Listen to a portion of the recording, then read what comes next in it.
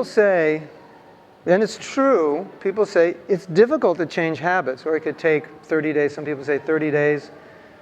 Some people say 60. Some people say 90. You have to do the same thing over and over again. But my experience, 45 years of teaching, writing, and counseling, this is the more subtle level to changing, and something that's much easier. And that's if you change how you see something. Because when you change how you see something, it's as if the thing you're seeing changes, and thus your perception of that, because it changes your reaction to it. So just like, let's say, you see somebody and you think, that guy's a jerk.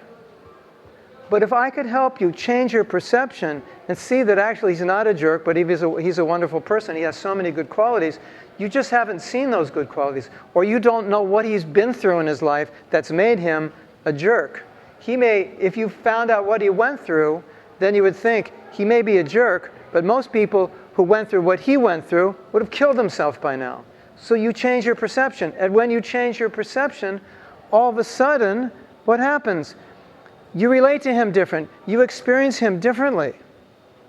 So when we talk about changing habits, really we want to go to the level of changing perceptions, changing how we see situations. Like we were saying earlier, when a person tests your tolerance, you can see that person as a teacher rather than, this person pushes my buttons, I hate them, I don't want to see them.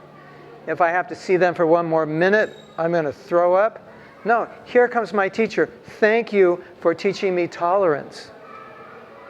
Thank you for giving me a lesson. It's a change of perception. And now your relationship with that person changes. Something really, really important is how you see yourself. Because if you see yourself as a loser, if you see yourself as a person without confidence, if you see yourself as a person who has no intelligence or no skill, then that's how you're going to act. And the interesting thing is, what psychologists have found out is the mind doesn't know the difference between what is real and what isn't. So if you could be extremely, extremely intelligent and extremely successful, and if your mind says, no, I'm stupid, I'm a jerk, I'm an idiot, that's how you're going to act, because that's how you perceive yourself. You cannot act in a different way from which you perceive yourself. Once, there was a lion, and his name was Kashi. What was his name? Kashi. So, when Kashi was young, his parents abandoned him. So a lion, when they're young, is called a cub, right? Lion cub. Living near Kashi were a group of young baby bears. They're also called cubs, baby cubs. And those baby bear cubs adopted Kashi because they thought he was actually a bear. Because I don't know if you know this, but certain kinds of bears and certain kinds of lion cubs look almost identical. And so they thought he was a bear. So they adopted him. Now, as you might imagine, as Kashi was growing through youth into adolescence, he started to look different. And the difference became more and more obvious and disturbing, and the family decided that we cannot have such a mutation, retard, monster in our family. And so, unfortunately, they kicked Kashi out of the family, telling him, there's something wrong with you. You are not a normal, beautiful bear. You are an ugly bear. You are a retarded bear, you are a mutant bear, and there's something seriously wrong with you.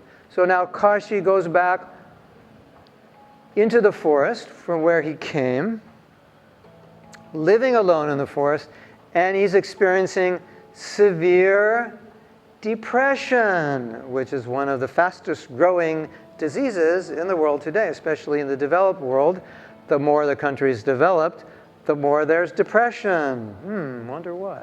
Very interesting. They don't have so much depression in the poor countries, only the wealthy countries. So anyway, so now Kashi is going through a severe state of depression. Why? Because he thinks he is a mutant bear, a retarded bear, a very strange, ugly, and weird bear. So one day, one saintly person was walking through the forest, and traditionally, at least in Indian culture, the saints, the renunciates, would live in the forest. They wouldn't live in the cities. The cities are not good places for their spiritual practice. They would go to live in a peaceful place, a place which is very calm and beautiful. So there was one sage walking through the forest, and he saw this depressed Kashi, and he said, "My dear sir, may I ask you, what is wrong? You seem very upset. You seem very disturbed." And he said, "Yes, I am a mutant bear. I am a weird, ugly, mentally retarded, untouchable, unlikable bear. I've been rejected by my family, and my life is depressing." And the saint, the holy man, said, "What are you talking about? You're not a bear. You're a lion. Why are you depressed? I've never met a depressed lion." You ever met a depressed lion? I mean, what's to be depressed? You're a lion. You're the man. Everyone's afraid of you. Everyone runs away from you. You are the king of the jungle, so why be depressed? Kashi's saying, no, you don't understand. I'm a retarded, mutant, weird, crazy, ugly, filthy, dirty, foolish bear. You ever said those things about yourself? A lot of people do. A lot of people say, I am stupid, I am ugly, I am foolish. Some people say I'm retarded. And some of these people are beautiful, intelligent, and talented. So the holy man says, Kashi, listen to me, Kashi. You are not a bear. You're a lion. Kashi's thinking, what are you talking about?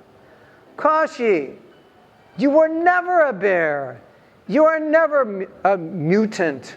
You are never a retard. You are never an ugly bear. You were always a lion.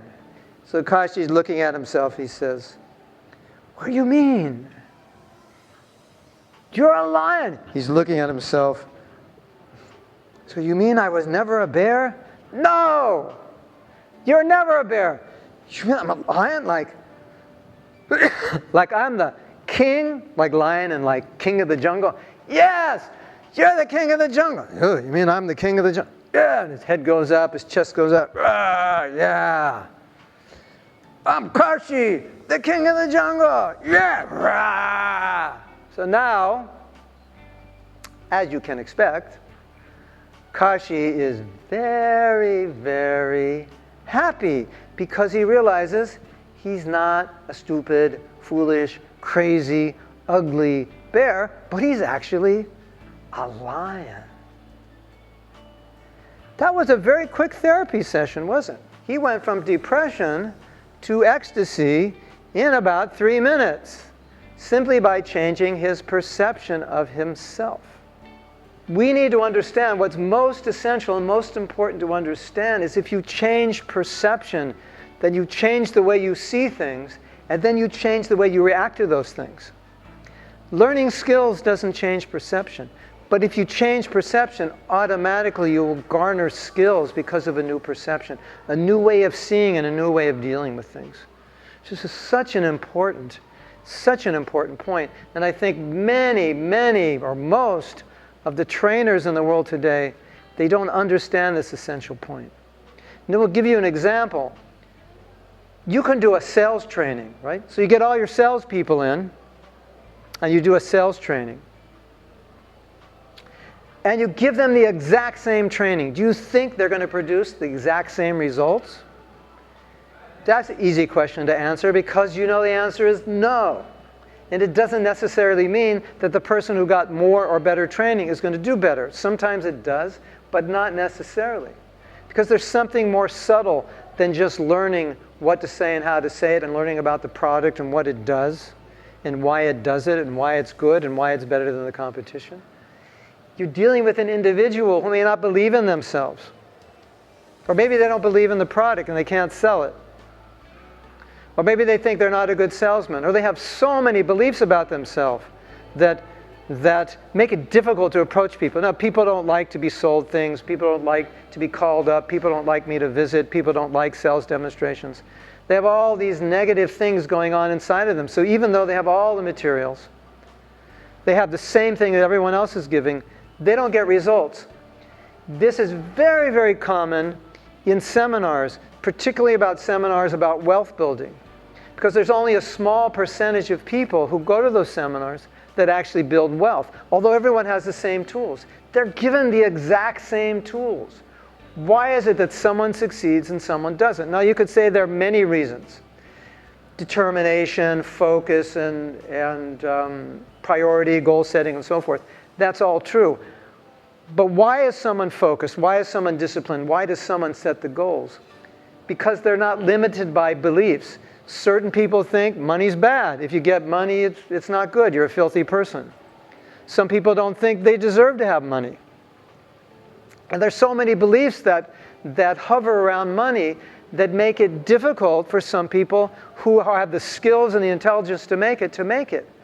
And you'll always see that people who do well, who have a lot of money, don't have those beliefs. Because if they had them, they could never make money. Money's bad, nobody needs money, it's just an entanglement and so forth. Those people never make money, no matter how hard they try. And if they make money, they lose it. Because in their mind, they think money is bad. If you have it, something bad's going to happen to you, or you're a bad person. So we have to go to the most subtle levels to understand what creates success.